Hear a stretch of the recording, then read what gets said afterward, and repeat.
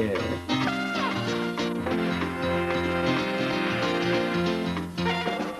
Number one. Hayırlı ertə, muhtaram tamaşaçılar. Турдан туры эфирда Яңа ғасыр телевидениесінде сезне хайырлы ерте Татарстан тапшыруы сәлемлей. Бүгін 24 февраль душанбе ертесінде ял күнінде біз сізге көңіл көтәренкелеге, яхшы кайф теләп тапшыруыбызны гадәттәгечә җыр белән башлыйбыз. Сәнифә Рангулова, мәхәббәт җимеше.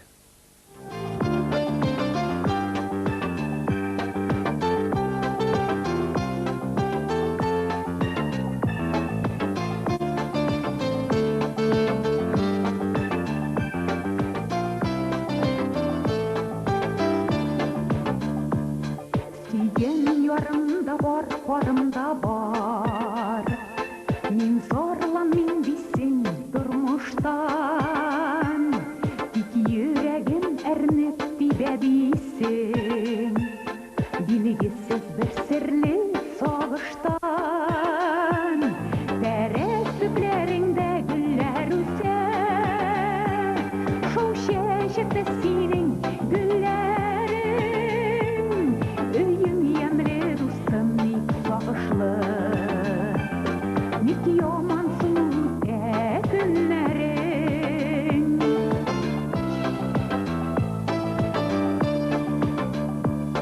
Кушлар сайрап тора матур читлек, элеп куйгансың өй түреңә, дуслар килә табының түгәрәк, нәрсә җитми дустым күңелеңә, тәрәз төпләреңдә гөлләр үсә, шау чәчәктә синең гөлләрең, өйең ямьле дустым бик сагышлы, ник яман үтә көннәрең.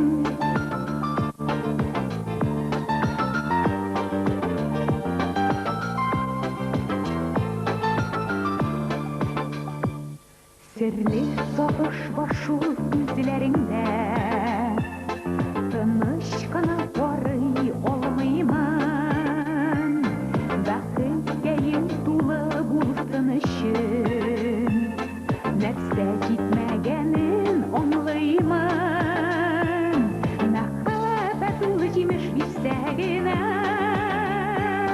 бәхетле итә диләр кешене, читлек түгел элсен икән кеше, өй түренә бала бишеге, мәхәббәт ул җимеш бирсә генә, бәхетле итә диләр кешене, читлек түгел элсен икән кеше, өй түренә бала бишеге.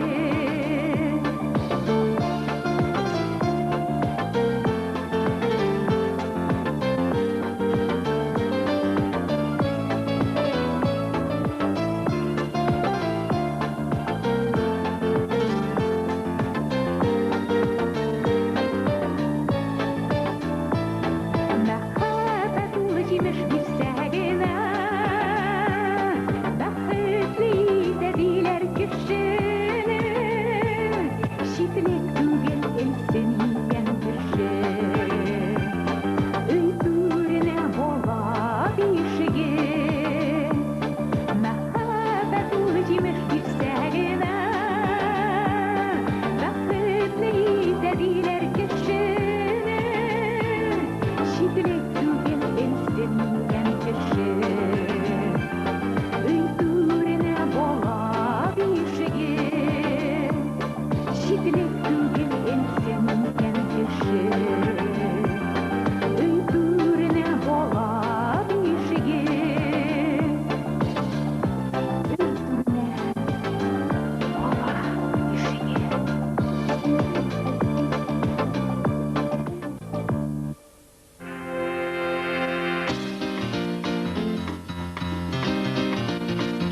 Yeah.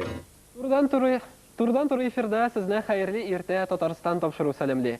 Халык сынамышларының кайберләрен карасак, мондый мәгълүматкә тап булырбыз, мөхтәрәм тамашачыларыбыз. Әгәр дә мәче идәндә йокласа, көн җылыныр. Әгәр дә мәче аягы белән стенаны тырнаса, бу очракта көн бузылыр дигән халык үз вакытында. Менә шундый халык сынамышлары, көннең нинди булуын белергә теләсәгез, һичшиксез синоптиклардан алынган мәгълүматларга мөрәҗәгать итәргә кирәк. Алдагы мәгълүмат шул хакта.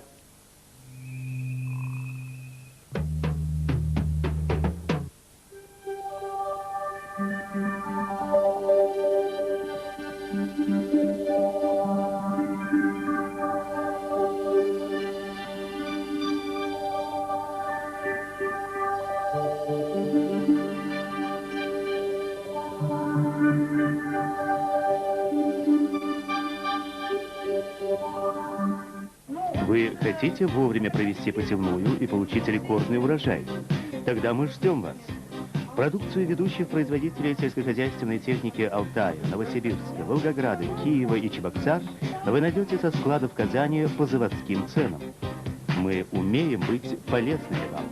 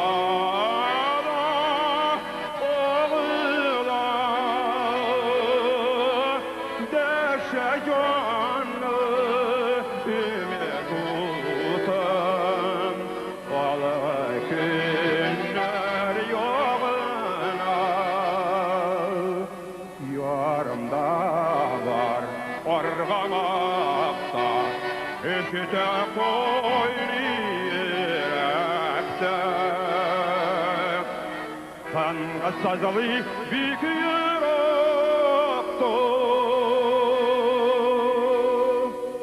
İrişilmegen dilekler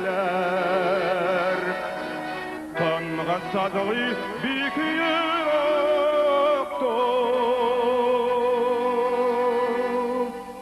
İrişilmegen dilekler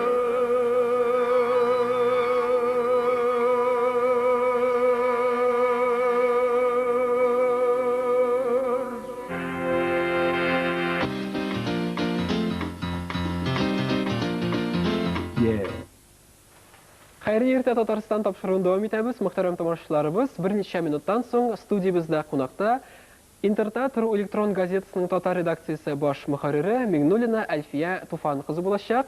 Хәзер исә гадәттәге шәһәр Душанбе көндәгечә Таис китаплар фирмасы белән берлектә әзерләнгән Книжный Балаганчик сәхифәсеннән бәйге тәкъдим итәбез. Бүгенге бәйгедә бары тик бер сорау гына булачак. Димәк, әлеге сорау булай яңгырый. Россия Федерациясының 2002 елда басылган Салым кодексына кем кул куйган? Ул ничәнче елда һәм кайда расланган?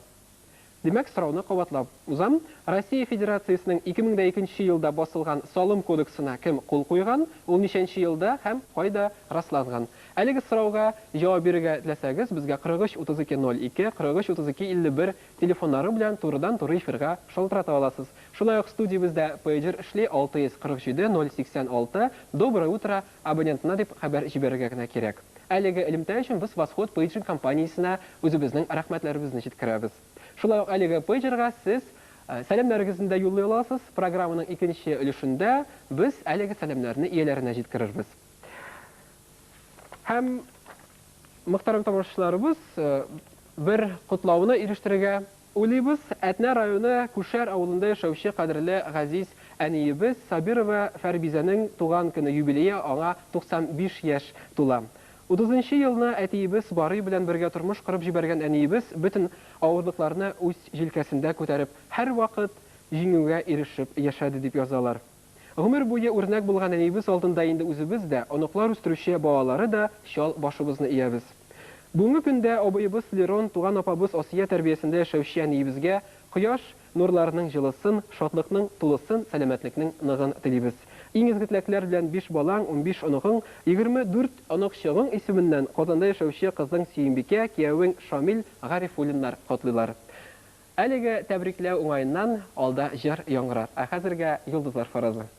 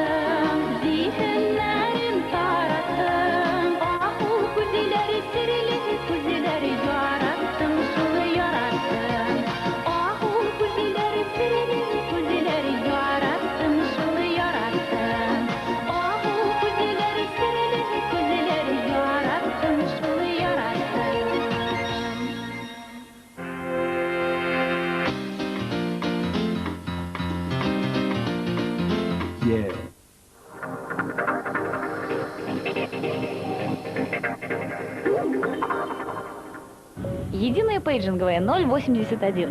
Передача сообщений всегда оперативно и достоверно. Роуминг в 150 городах России и ближнего зарубежья. Единый телефон в городах Татарстана. 081 Тацелеком. Единая пейджинговая. Слушаю вас. Лучшие подарки родным, любимым, близким. Часовой завод «Восток». Даря часы, дарите время.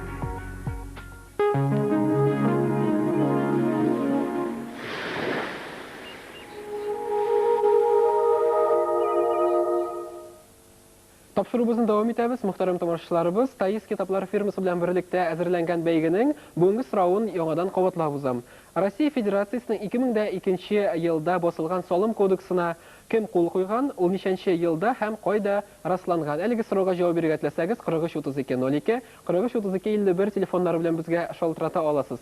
Шулай ук студиядә пейджер эшли 647 086. Доброе утро абонентына дип хәбәр җибәрергә кирәк. Аңа шулай ук сез сәламнәрегезне дә юллый аласыз.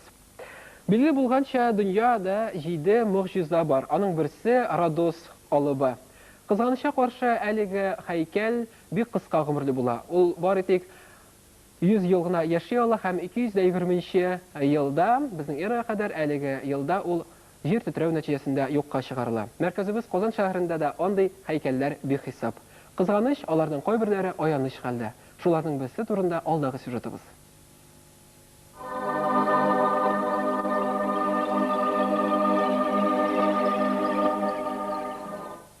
Калаларны кала иткән тарихи корылмалар халык күңеленә сеңеп калган истәлекле урыннар була.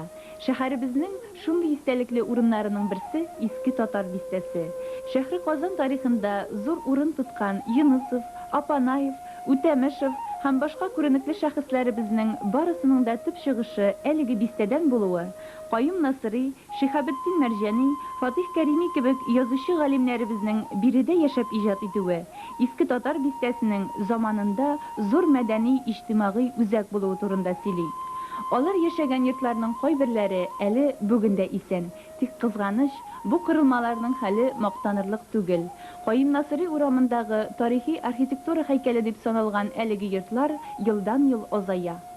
Шәһәребездә агачтан салынган йортлар соңгы елларда юкка чыга бара.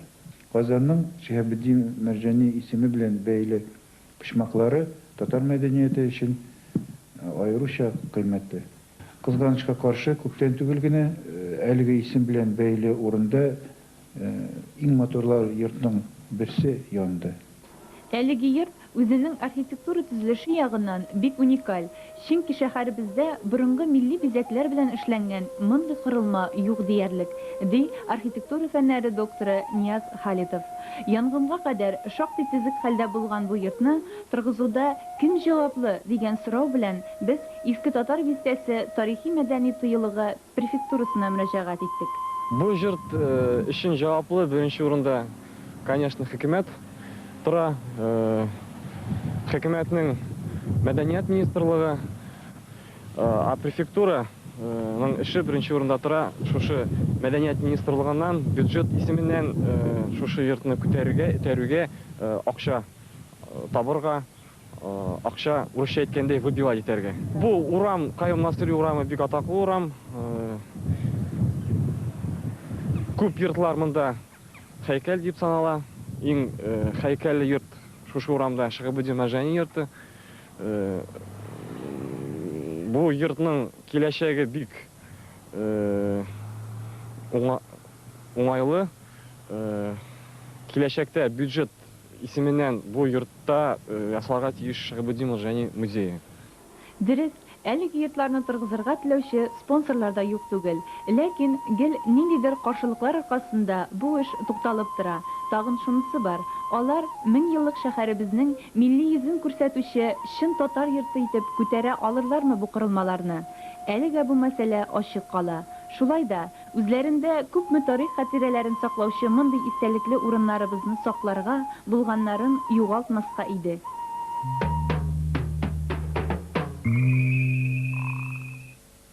Тапшырыбызны дәвам итәбез һәм безгә шалтыраталар. Алло, исәнмесез? Хәерле иртә. Хәерле ирләр, исәнмесез? Алло.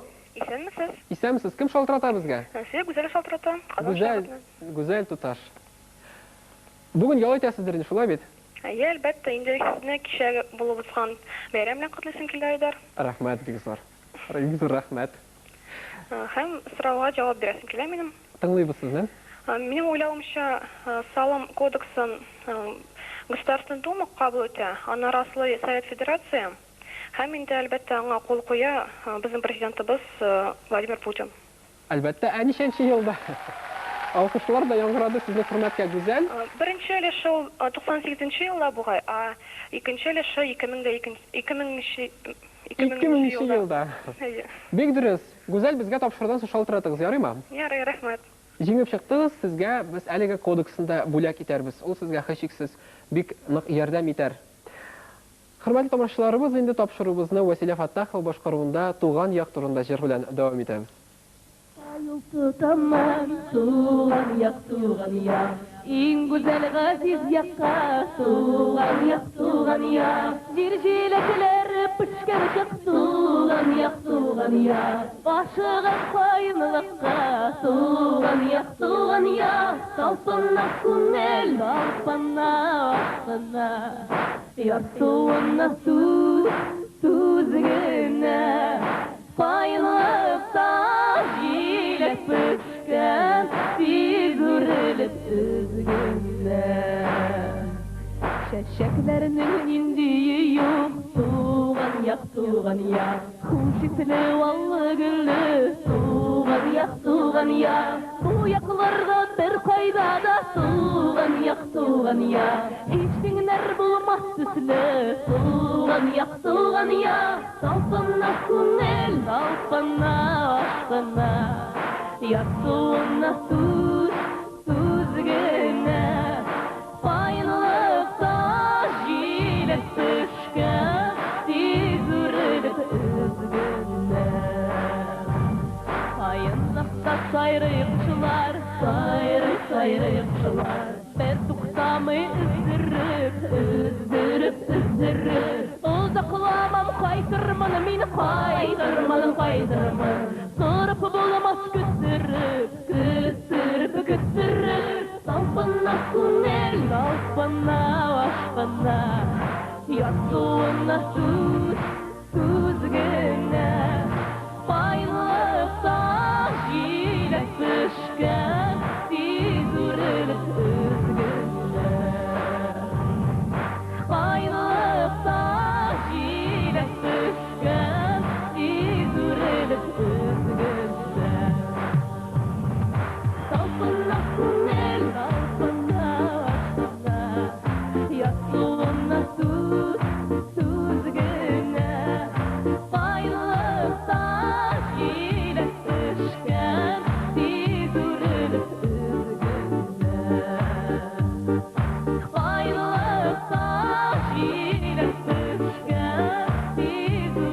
Кайынлыкта җиләк пешкән, тиз үрелеп үзгәнә. Талпына күңел, талпына ашкына, ярсуына туз генә, кайынлыкта җиләк пешкән, тиз үрелеп үзгәнә. Кайынлыкта җиләк пешкән, тиз үрелеп үзгәнә.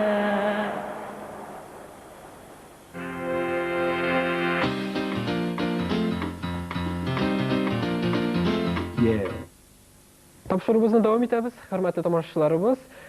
Татар-информ мәгълүмат агентлыгыннан алынган берничә хәбәрне ирештерәбез. Уфаның Урал сәнгать галереясында Башкортстанда яшәп иҗат итүче татар рәссамы Нил Хәбибуллинның шәхси күргәзмәсе ачылды. Үзенчәлекле рәссам бу экспозициясен үзенең 70 яшьлек улуг юбилеена багышлап оештырган. Нил Зиннәтуллы Хәбибуллин кайберәүләр кебек ирекле рәссам булып, шулай ук көне-төне дигәндәй картиналар иҗат итеп ятмаган. Аның иҗади эшчәнлеге нигездә театрлар һәм Башкортстан дәүләт телевидениесе белән тыгыз хезмәттәшлектә барган дип хәбәр итәләр. Омскның крайны өйрәнү музеенда 1999 елда Азиатская Россия исемле яңа күргәзмә эшли башлаган иде. Анда өлкәдә яшәүче төп милләтләр казак, немец һәм рус милләтенең көнкүреше күрсәтелә. Биредә шушы халыкларның һәрберсенә багышланган бүлекләр эшләнгән. Педагогия көллиятендә укучы татар балаларының чираттагы дәресе әлеге музейда үтте. Балаларында казакларның тирмәсе, татарларның авыл өе, Шулай ук русларның крестьян йорты һәм немецларның ак өйе белән таныштылар. Түбән Новгород өлкәсенең Кызыл Октябрь районы Мәдәнә авылындагы Рәшидә мәчете төбәктәге рухи агарту үзәгенә әверелеп килә. Тиздән биредә мәдәни үзәк тә булачак.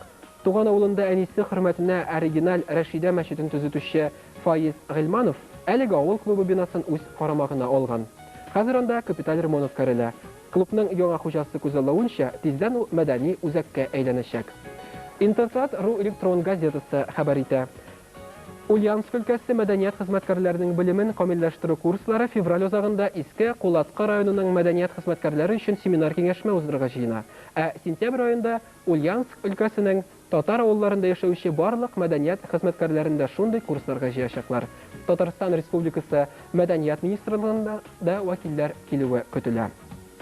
Әлегә минутка шундый яңалыклар, мөхтәрәм тамашачыларыбыз, көн дәвамында бар нәрсәдән дә хәбәрдар булырга теләсәгез, Яңа гасыр каналында Татарстан хәбәрләре белән даими танышып бара аласыз. Хәзер исә тапшырыкны Көлкөханә сәхифәсе белән дәвам итик.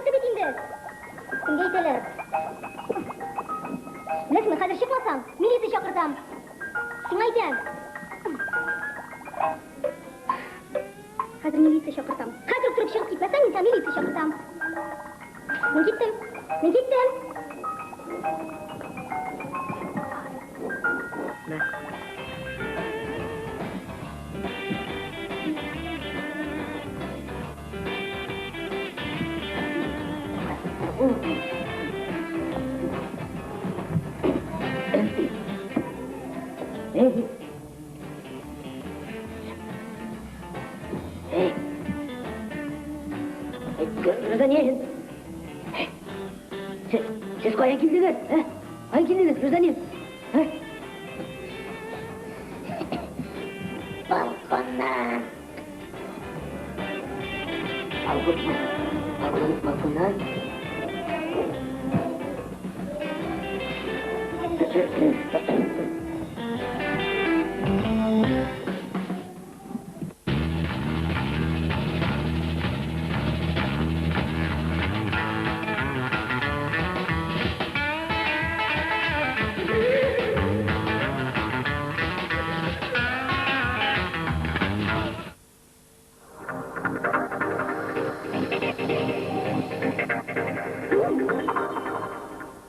Konsertlar zalında 6-dan 16 martga kadar Haniye Farhi konsertlari, jir ming sevishlar sizni kutib qolamiz.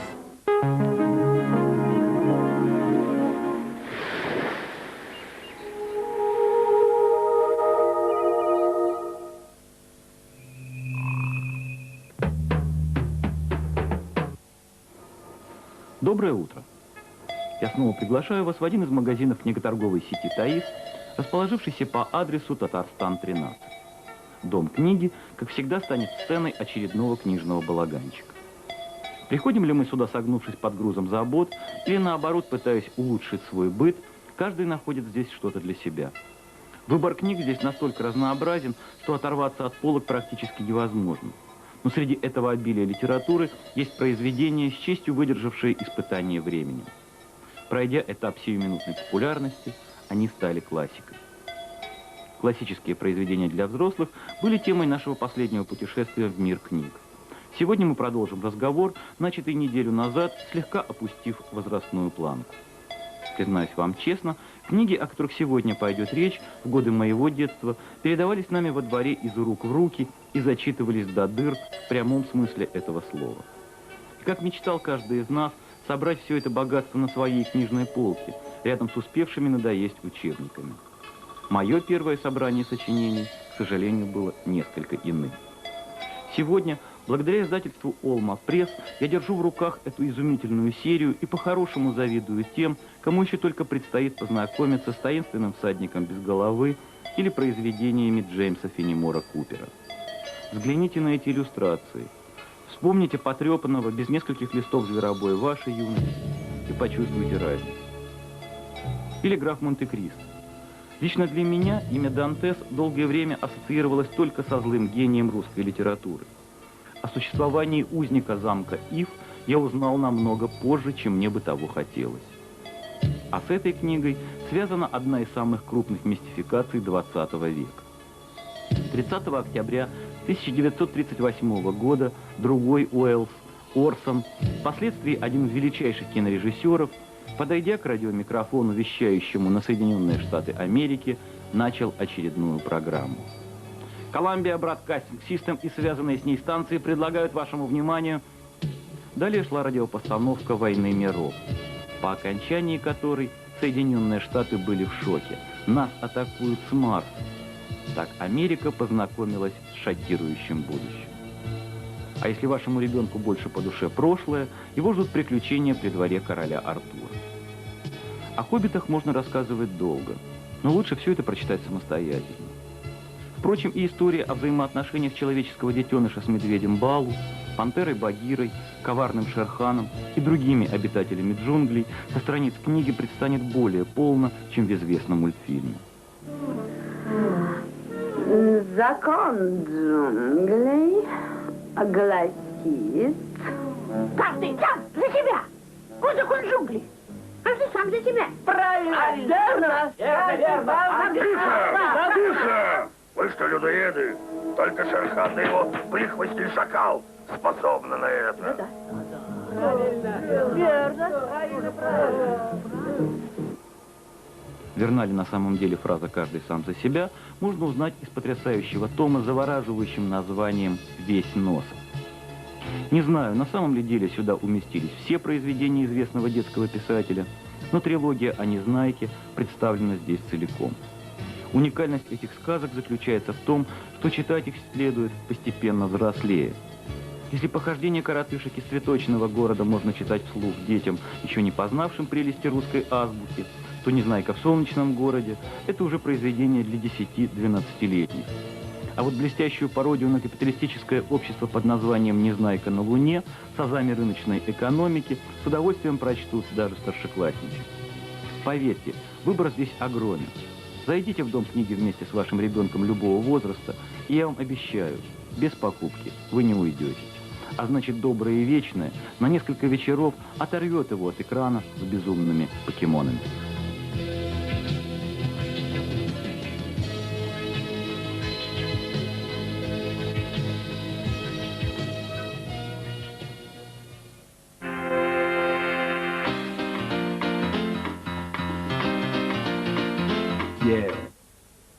Таис китаплар фирмасы ярдәме белән әзерләнгән книжный балаганчик сәхифәсен карабыздык. Инде хәерле иртә Татарстан тапшыруның кунагы белән таныштырыр вакыт җитте.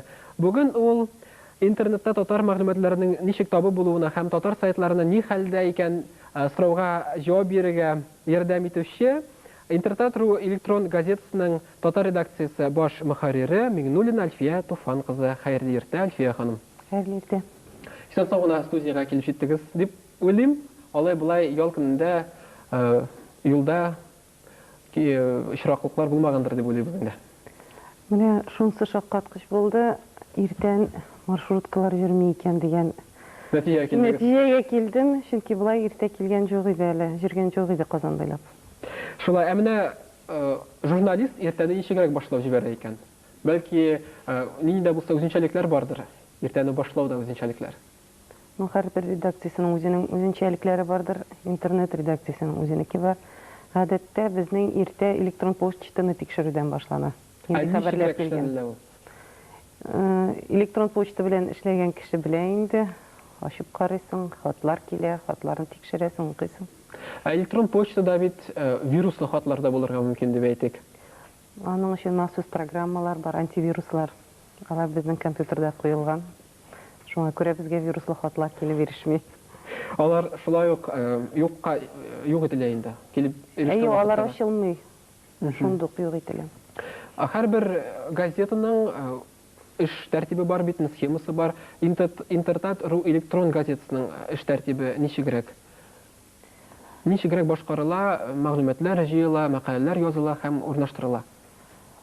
Беренче чиратта мәгълүмат туплана, әлбәттә. Аның өчен хәбәрчеләр шалтыраталар, хәбәрләшәләр, хатлар язалар, үзләре дә барып киләләр. Шуннан соң тупланган мәгълүматны эшкәртү башлана, язу, мөхәррир эше бар, корректор эше бар. Гадәттәге эш инде. Ялгышмасам, 1 мартта сезнең газетага 1 яшь тула, эшли башлауга, менә 1 ел дәвамында эшләнгәннәргә нәтиҗәләр ясарга вакыттыр инде. Менә ничегрәк шушы 1 елны яшәдегез, үткәрдегез? Ул бик зур срок бит инде, беренче карлыгач өчен. Матбугатта беренче карлыгач өчен. Бу сынау елы дип тә санарга була беренче елны, чөнки без әле эшләргә өйрәндек. Мондый тәҗрибә беребездә дә юк иде, бигрәк тә хәбәрчеләрдә. Ниһаять эшләргә өйрәндектер дип өмет итәм инде. Менә укучылар, сезнең сайтка, сезнең газетага керүчеләр дип әйтик, аларның фикерләре ничегрәк әлеге электрон газета турында, бигрәк тә татар өлеше турында? Мин инде үземне мактарга күбрәк тырышырмын, чөнки үз эшемне горурланып карамасам, миңа эшләргә авыр булыр иде. Минемчә, без бик кызыклы гына мәгълүмат чыгарабыз.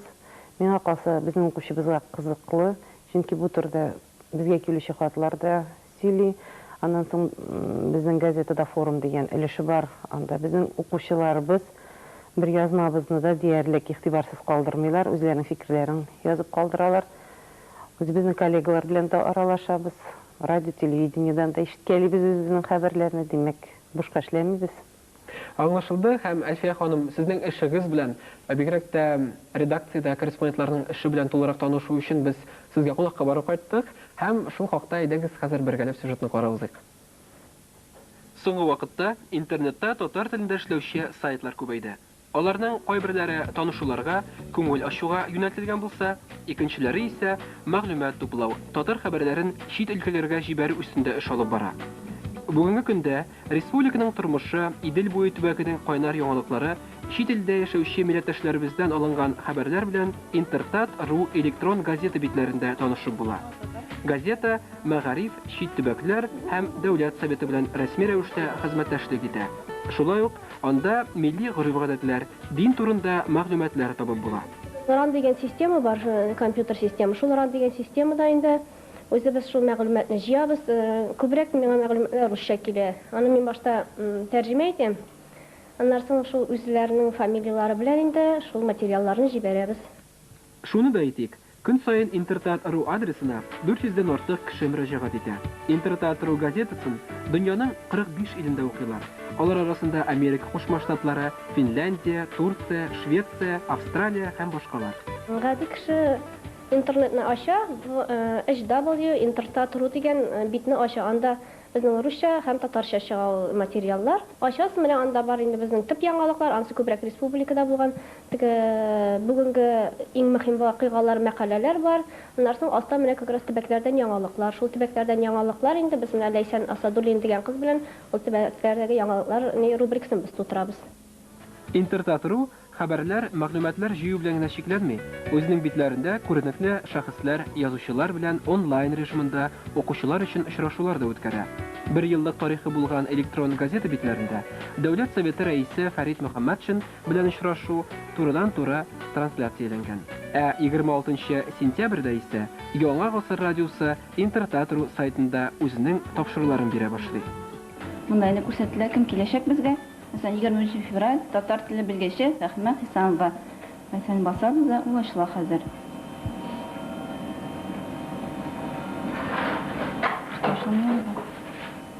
Ачылды. Менә инде монда без аңа исем бирдек бу очрашуга, татар теле мәсьәләләре форумда хәл ителде. Монда инде туган тел көне турында әйтелә һәм Рәхимә Хисамованың фәнни эшчәнлегенә кыскача гына бәя биреп кителә. Газетада татар, рус һәм инглиз телләрендә хәбәрләр белән танышу була. Шулай ук штаттан тыш корреспондентлар үзләренең мәкаләләрен урнаштыра. Безнең бар аналитик бирүче внештатниклар дип штаттан тыш хәбәрчеләребез. Әйтик, Илшат Сәетов безгә яза. Ул дөнья сәясәтенә үз күзлегеннән бәя биреп безгә яза. Ягъни ниндидер бер вакыйга була дип кенә вакыйганың булганын аны тасвирлап кына язмый, үз күзлегеннән аңа аналитик ниндидер бер бәя биреп тасвирлый.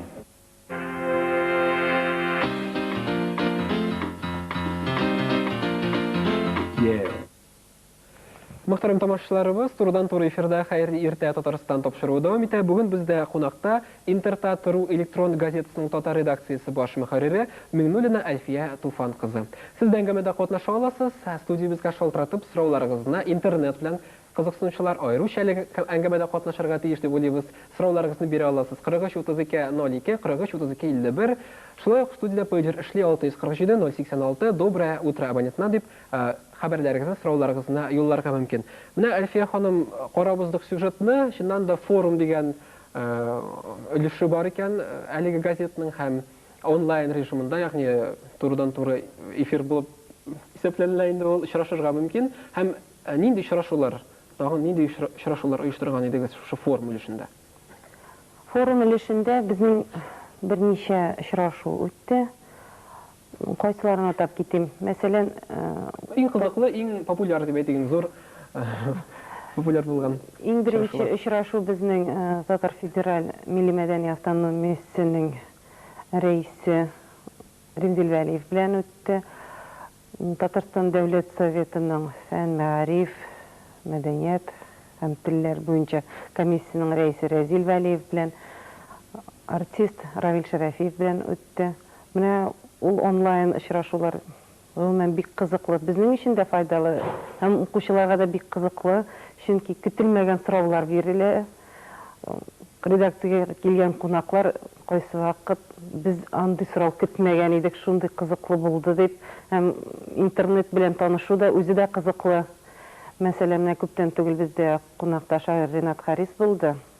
Ул исе китеп, шушындый да әйбер бар икән дип безне мактап китте, безнең инде күңелләр үсеп китте. Равил Шәрәфиев белән очрашу бик кызыклы булды, чөнки ул үзе дә бик кызыклы инде ул. Үзе дә күңелле кеше. Ул мин сездән иске сүзләрнең яңа мәгънәләрен белеп китәм дип китте, чөнки үзенең сленгы бар интернетның. Без мәсәлән материалны урнаштырабыз димибез, эләбез дибез интернетка. Карагыз, элебез дигән яңа мәгънәсе бар икән диде. Шуңа Материалны мәгълүматны элеп тә була икән. Булай. Әмма көтелмәгән сораулар дип әйттегез. Аеруча нинди сораулар бирелә? Менә телевидение, радио, газетлардан тыш, газетта яңгыраган сораулардан тыш. Аларда инде гадәти сораулар яңгырый. Интернетта нинди сораулар эленә? Интернетның шул ягы бар. Анда сорау бирүче аноним булып кала ала. Шуңа күрә кайсы вакыт бик кырысрак сораулар да бирелә. Бик ничек дип әйтим инде, йомшатып бирмиләр сорауларны. Шуңа күрә җавапны да бирергә кирәк, мөмкин кадәр ихластан. Шуңа күрә кызыклы сораулар һәм кызыклы җаваплар килеп чыга. Аңлашылды. Бүгенге көн сезнең редакция менә сюжет әйтеп узылды инде ул инглиз телендә мәгълүматларын табу була, рус редакциясе һәм татар редакциясе эшли. Татар редакциясендә ничә корреспондент мәкаләләр урнаштыра? Безнең штатта 7 кеше эшли, хәбәрчеләр. Һәм штаттан тыш безнең берничә кеше даими рәвештә эшли. Менә пейджерга сорау килде. Кызыксына безнең тамашачыбыз. Минем бар электрон ящигым компьютерда һәм сезнең хәбәрләрне электрон ящиккә алып буламы? Аларны анда укып буламы дип сорый Гүзәл. Бу рассылка дип атала.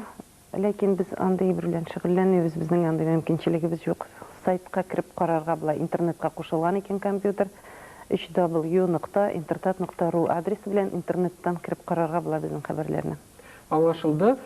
Чит илдә яшәүче татарлар интернет булгач сезнең мәгълүматларны һәм Татарстан тормышы белән һәр даим танышып бара дигән сүз була инде бу. Әмма чит илдә яшәүче татарлар белән үзегез аралашасызмы? Алар киләме? Яки сез барасызмы? Хәбәрчеләр аралашамы? Бары тик интернетта гынамы алар? Әлбәттә, безнең хәбәрчеләр беренчедән аралашып тора. Менә Ландыш сөйләдем сюжетта, Ландыш Харасова, Ләйсән Асадуллина, алар үзләре эзлиләр, табалар, шушындай хәбәр бирде кешеләрне. Һәм Казанга килүчеләрне без үзебезгә чакырырга тырышабыз. Яңа елга хәтле безгә Австралиядән килгән София ханым белән Шәмсия булып киттеләр. Бик кызыклы гына очрашу булды. Миңа үземә мәсәлән бик кызыклы булды. Һәм без аны турында интернетта да мәкалә яздык. Күптән түгел генә менә ике атна вакыт үтте микән Кытайдан килгән Ильяр әфәнде Габитов бездә кунакта булды. Ул да Кытайда яшәүче милләттәшләребез турында сөйләде. Гомумән безгә киләләр, Аллага шөкер. Аңлашылды. Менә тагын бер сорау биреп китәсе килә. Журналистның, гомумән иҗат кешесенең буш вакыты бик аз була. Ләкин шулай да бераз ял итмичә алга таба эшкә керешеп булмый. Ял вакытларыгызда ни белән шөгыльләнергә яратасыз? Мин бәйләргә яратам. Нинди берләр кемәрәк? Журналлардан күбрәк карап бәйләргә тырышам, чөнки ниндидер яңа бер уйлап табу вакыт җитешми. Ләкин бәйләү минем хәзер менә төп хоббием булып тора. Вакыт калган вакытта. Чит илдә дә электрон газеталар бардыр бит. Бар, әлбәттә. Алар белән элемтәдә торасызмы? Алар белән элемтәдә тору, аларны карап уку инде күбрәк. Ләкин менә безнең хәбәрләрне бик күп электрон мәгълүмат агентлыклары куллана, мәсәлән, Регион.ру, Газета.ру, НТВ безнең хәбәрләрне алып куллана. Ислам.ру дигән бик зур гына дини ресурс бар. Ул да безнең хәбәрләрне алгалый. Чит илдә инглиз яки башка телләрдә эшләүче электрон газеталар белән хезмәттәшлек итәсезме сез? Яки аларның үрнәк аласызмы, яки алар сездән үрнәк аламы? Алар бездән үрнәк алмас инде, без алардан үрнәк алабыз, чөнки алар технология ягыннан да, мәгълүмат җыю ягыннан да күпкә алга киткән. Ләкин безнең үзебезнең менталитет бар, үзебезнең үзенчәлек бар, шуңа күрә аларны турыдан-туры күчерү дөрес түгел, без үзебезнең юлны эзлибез. Аңлашылды. Ни кызганыч, әңгәмәгә бирелгән вакытыбыз ахырына якынлашып килә. Әлфия ханым, безнең тамашачыларыбызга, сезнең сайтка кирип мәгълүмат укучыларга, мәгълүмат алучыларга әйтәсезләрегез. Интернетта киләчәк, компьютер алыгыз, интернетка кушылыгыз, безнең хәбәрләрне укыгыз. Рәхмәт, Әлфия ханым, без сезгә уңышлар теләп калабыз һәм интернетта татарлар ныгыр дип Ümitde kalabız. Ne şulay etip, hürmetli tomaşçılarımız, hayırlı yerde Tataristan topşuruğun Tatar tilindagi çıkarılışı ahırınla yakınlaştı. Biz sizden sağ bulaşabız. İsen emin yaşayın. Anıp aylabı bilmiler, erişke digeni gümüşünü, din dilegeni bilmiler. Eysin durmuş, şartırmış, niga bulay, patlavlı, vurulmalı yollarından, şiidiniden tımatlav. Eysin durmuş, niga bulay, patlavlı, vurulmalı yollarından, şiidiniden tımatlav.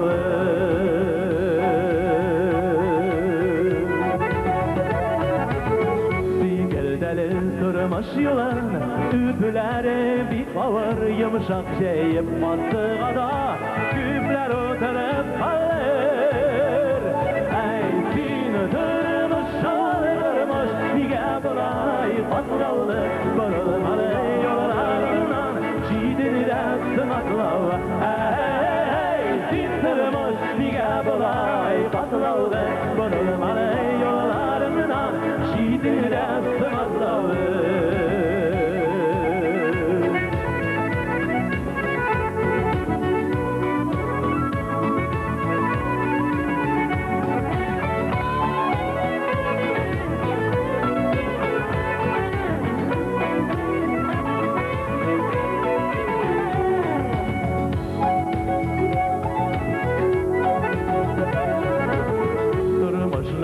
Basqışları yuqarıga itkeni, başını yüzünü eğlendirip dübeni kışıp gitkeni. Eysin durmuş, durmuş, niga bulay, patlavlı, vurulmalı yollarından, şiidinide sınaklav. Eysin durmuş, niga bulay, patlavlı, vurulmalı yollarından, şiidinide sınaklav.